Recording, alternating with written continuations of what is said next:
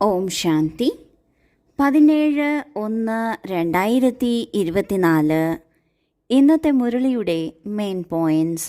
മധുരമായ കുട്ടികളെ, ബാബയെ സ്നേഹത്തോടെ ഓർമ്മിച്ചുകൊണ്ടിരിക്കൂ. ശ്രീമതമനുസരിച്ച് സദാ നടക്കൂ. പഠിത്തത്തിൽ പൂർണ്ണ ശ്രദ്ധ നൽകൂ. എങ്കിൽ നിങ്ങൾക്ക് എല്ലാവരും ബഹുമാനം നൽകും. എല്ലാവരിൽ നിന്നും ബഹുമാനം ലഭിക്കുക എന്നത് വലിയ ഒരു കാര്യമാണ്. നാം അമ്പലങ്ങളിൽ പോയി പൂജിക്കുന്നതും അല്ലെങ്കിൽ ലോകത്തിലുള്ളവർ ഭക്തി ചെയ്യുന്നതുമെല്ലാം ഒരു തരത്തിലുള്ള ബഹുമാനം കൊടുക്കൽ തന്നെയാണ്. ഇങ്ങനെ എല്ലാവരിൽ നിന്നും ബഹുമാനം കിട്ടുന്നതിന് നാം എന്താണ് ചെയ്യേണ്ടത്? ഇന്ന് ബാബ പറഞ്ഞു തരുന്നു. ബാബയെ വളരെ സ്നേഹത്തോടെ ഓർമ്മിക്കണം. ഈ ഓർമ്മയിലൂടെ നമ്മളുടെ ഉള്ളിലുള്ള പാപമെല്ലാം നശിക്കുന്നു. ശ്രീമതത്തിലൂടെ സദാ മുന്നോട്ട് പോയിക്കൊണ്ടിരിക്കണം. ഇതിലൂടെ നാം സ്വയം മര്യാദ പുരുഷോത്തമരാകുന്നു. നമ്മളുടെ ഉള്ളിൽ ദിവ്യ ഗുണങ്ങൾ ഉണ്ടാകുന്നു. അടുത്തതായി പഠിത്തത്തിൽ പൂർണ്ണ ശ്രദ്ധ നൽകണം. പഠിത്തത്തിൽ ശ്രദ്ധ നൽകുന്നതിലൂടെ നാം വിവേകശാലിയായി തീരുന്നു. ഇതിലൂടെ നമ്മൾക്ക് എല്ലാവരിൽ നിന്നും ബഹുമാനം ലഭിക്കുന്നു. ഏറ്റവും ആദ്യം സ്വയം തന്നിൽ നിന്ന് തന്നെയും ലഭിക്കുന്നു. ചോദ്യം: അതീന്ദ്രിയ സുഖത്തിൻ്റെ അനുഭവം ഏത് കുട്ടികൾക്കുണ്ടാകാൻ സാധ്യതയുണ്ട്? ഉത്തരം: 1. ആര് ദേഹി അഭിമാനിയാണോ? ഇതിനായി ആരോടെങ്കിലും സംസാരിക്കുമ്പോൾ അല്ലെങ്കിൽ മനസ്സിലാക്കി കൊടുക്കുമ്പോൾ മനസ്സിലാക്കൂ, ഞാൻ ആത്മാവ് സഹോദരനോട് സംസാരിക്കുന്നു. സഹോദര ദൃഷ്ടി ഉറപ്പാക്കുകയാണെങ്കിൽ ദേഹി അഭിമാനി ആയിക്കൊണ്ടിരിക്കും. 2. ആർക്കാണോ ലഹരിയുള്ളത്, നമ്മൾ ഭഗവാന്റെ സ്റ്റുഡൻ്റാണ് എന്നത്, അവർക്ക് തന്നെയാണ് അതീന്ദ്രിയ സുഖത്തിൻ്റെ അനുഭവം ഉണ്ടാകുന്നത്. അതീന്ദ്രിയ സുഖത്തെക്കുറിച്ച് പറയുന്നത് ഗോപഗോപിമാർക്ക് മാത്രമാണ് അനുഭവമുണ്ടായിട്ടുള്ളത് എന്നാണ്. നമ്മളെല്ലാവരും ബാബയുടെ ഗോപഗോപിമാരാണ്. എന്നാൽ നമ്മളിലും ആർക്കാണ് അതീന്ദ്രിയ സുഖം അനുഭവിക്കാൻ സാധിക്കുന്നത്? ആരാണോ ആത്മാഭിമാനി ആയിരിക്കുന്നത്, അതായത് സ്വയം ആത്മാവാണെന്ന് മനസ്സിലാക്കി മറ്റുള്ളവരെയും ആത്മാവായി കാണുന്നത്. ആരോട് സംസാരിക്കുകയാണെങ്കിലും ആർക്ക് ജ്ഞാനം പകർന്നു കൊടുക്കുകയാണെങ്കിലും ഞാൻ ആത്മാവ്, ബാബ നൽകിയ ജ്ഞാനം ഈ സഹോദരാത്മാവിന് നൽകുന്നു എന്ന കാഴ്ചപ്പാടോടെ ഇരിക്കുന്നത് അവർക്കാണ് അതീന്ദ്രിയ സുഖം ഉണ്ടാകുന്നത്. രണ്ടാമതായി, ആർക്കാണോ എന്നെ പഠിപ്പിക്കുന്നത് സ്വയം ഭഗവാനാണ്, ഞാൻ ഭഗവാന്റെ വിദ്യാർത്ഥിയാണ് എന്ന ലഹരിയുള്ളത്, അവർക്കും അതീന്ദ്രിയ സുഖം അനുഭവിക്കാൻ സാധിക്കും.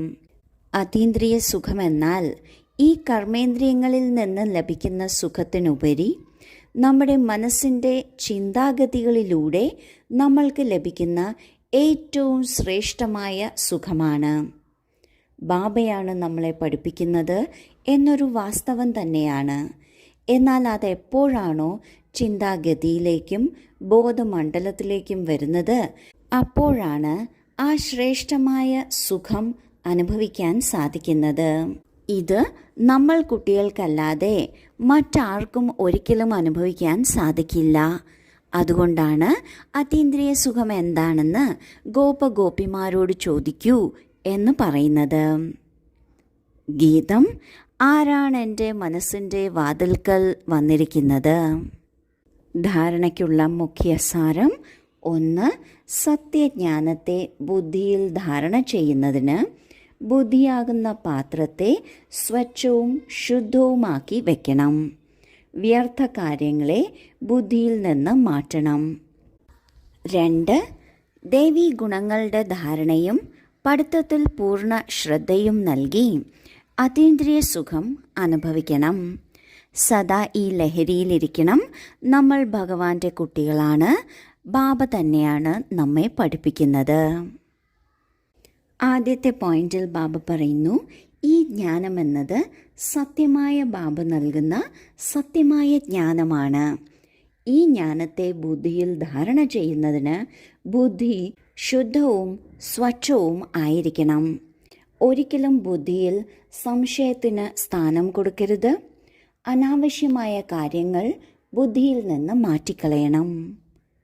രണ്ടാമത്തെ പോയിന്റിൽ ബാബ പറയുന്നു, അതീന്ദ്രിയ സുഖം അനുഭവിക്കണമെങ്കിൽ ദേവീ ഗുണങ്ങൾ ധാരണ ചെയ്യണം.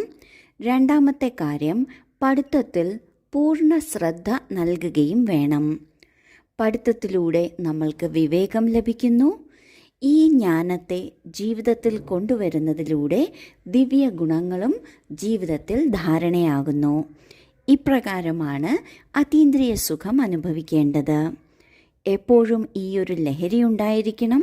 നമ്മൾ സ്വയം ഭഗവാന്റെ കുട്ടികളാണ്. ആ ഭഗവാൻ തന്നെയാണ് നമ്മളെ പഠിപ്പിക്കുകയും ചെയ്യുന്നത്. വരദാനം: നിശ്ചയത്തിൻ്റെ ഫൗണ്ടേഷനിലൂടെ സമ്പൂർണത വരെ എത്തുന്ന നിശ്ചയബുദ്ധിയും നിശ്ചിന്തരുമായി ഭവിക്കട്ടെ. നിശ്ചയമെന്നത് ഈ ബ്രാഹ്മണ ജീവിതത്തിൻ്റെ സമ്പന്നതയുടെ ആധാരമാണ്. ഈ ഫൗണ്ടേഷൻ അല്ലെങ്കിൽ ആധാരം ശക്തമാണ് എങ്കിൽ സഹജവും തീവ്രഗതിയിലും സമ്പൂർണത വരെ എത്തുക എന്നത് നിശ്ചിതമാണ്. ആരാണോ യഥാർത്ഥ നിശ്ചയബുദ്ധി, അവർ സദാ നിശ്ചിന്തരായിരിക്കുന്നു. യഥാർത്ഥ നിശ്ചയമാണ് തൻ്റെ ആത്മസ്വരൂപത്തെ അറിയുക, മാനിക്കുക, അതിനനുസരിച്ച് നടക്കുക. ബാബ എങ്ങനെയാണോ, ഏതാണോ, ഏതു രൂപത്തിലാണോ പാട്ടഭിനയിക്കുന്നത് അത് യഥാർത്ഥത്തിൽ അറിയുക എന്നതാണ്. ഇങ്ങനെയുള്ള നിശ്ചയബുദ്ധികളാണ് വിജയി ആകുന്നത്.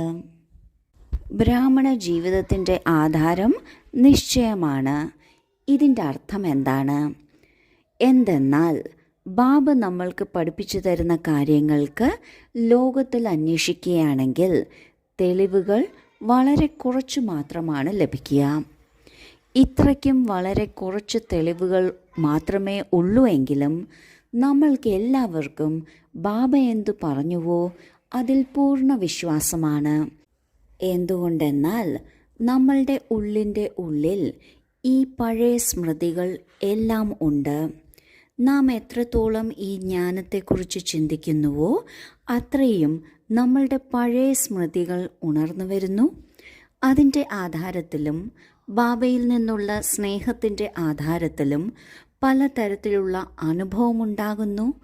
ആ അനുഭവത്തിൻ്റെ ബലത്തിൽ നമ്മളുടെ ബ്രാഹ്മണ ജീവിതം മുന്നോട്ടു പോകുന്നു. ബാബ ഇന്ന് പറയുന്നു, ഈ നിശ്ചയത്തിൻ്റെ ആധാരത്തിൽ തന്നെയാണ് തീവ്രഗതിയിൽ വളരെ സഹജമായി സമ്പൂർണത വരെയും എത്തിച്ചേരേണ്ടത്. അതും നിശ്ചിതമാണ്, അതിനാൽ നിശ്ചിന്തവുമായിരിക്കും. യഥാർത്ഥത്തിൽ നിശ്ചയം എന്നാൽ സ്വയം ആത്മാവാണെന്ന് അറിയുക, മനസ്സിലാക്കുക, അതിനനുസരിച്ച് മുന്നോട്ട് നീങ്ങുക. അടുത്തതായി ബാബ എന്താണോ, എങ്ങനെയാണോ, ഏതു പാർട്ടാണോ അഭിനയിക്കുന്നത് അവയെ യഥാർത്ഥ രീതിയിൽ അറിയുക, അതിനെ മനസ്സിലാക്കുക, അതിനനുസരിച്ച് മുന്നോട്ട് നീങ്ങുക. ഇതിനെയാണ് നിശ്ചയം എന്ന് പറയുന്നത്.